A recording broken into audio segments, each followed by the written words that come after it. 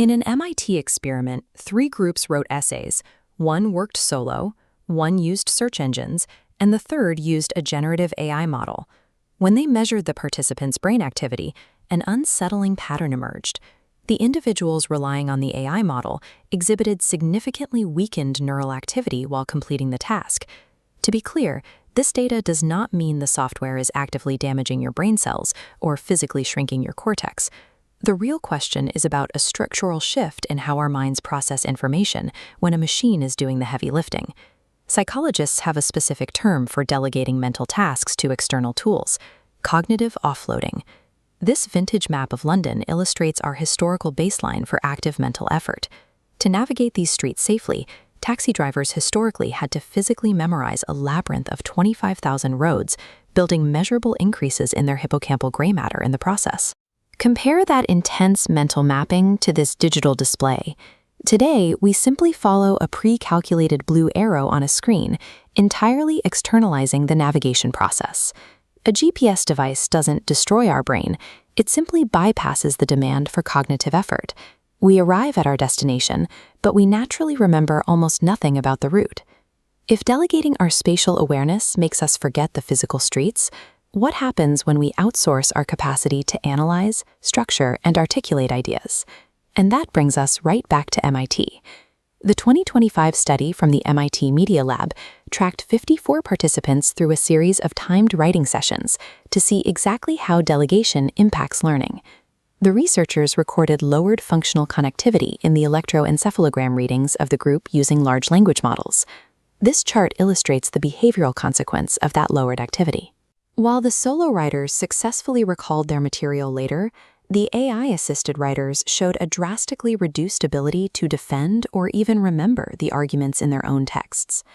On the surface, the conclusion looks obvious. Delegating thought to a machine makes us intellectually lazy.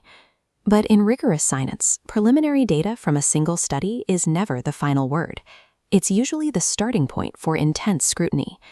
Almost immediately, the broader scientific community pushed back, publishing a critical rebuttal on arXiv targeting the methodology of the initial experiment. Looking closely at the critique, researchers pointed out that a sample size of 54 people is entirely insufficient to claim universal changes. They also raised serious concerns regarding inconsistencies in EEG signal processing, warning the findings lacked clear reproducibility. The debate is ongoing, but right now there is zero definitive proof that artificial intelligence causes structural atrophy in the human brain. While the physical damage panic fails to hold up under scrutiny, the behavioral evidence remains clear. Outsourcing our mental effort directly reduces our immediate learning and retention. From an evolutionary perspective, cognitive offloading has historically been our greatest intellectual asset. Consider how we used to navigate daily life. We actively memorized dozens of phone numbers and spent time manually cross-referencing information in physical directories. This vintage address book shows how we solved that problem. By transferring data to an external ledger, the human brain stops acting as a hard drive and frees up processing power for other tasks. This is the optimistic argument for modern AI. The machine handles the mechanical, repetitive sorting, allowing us to focus entirely on high-level creativity. But there is a flaw in that logic. If we are now asking algorithms to connect abstract concepts, structure our arguments, and write our conclusions, what complex intellectual task are we actually saving for ourselves?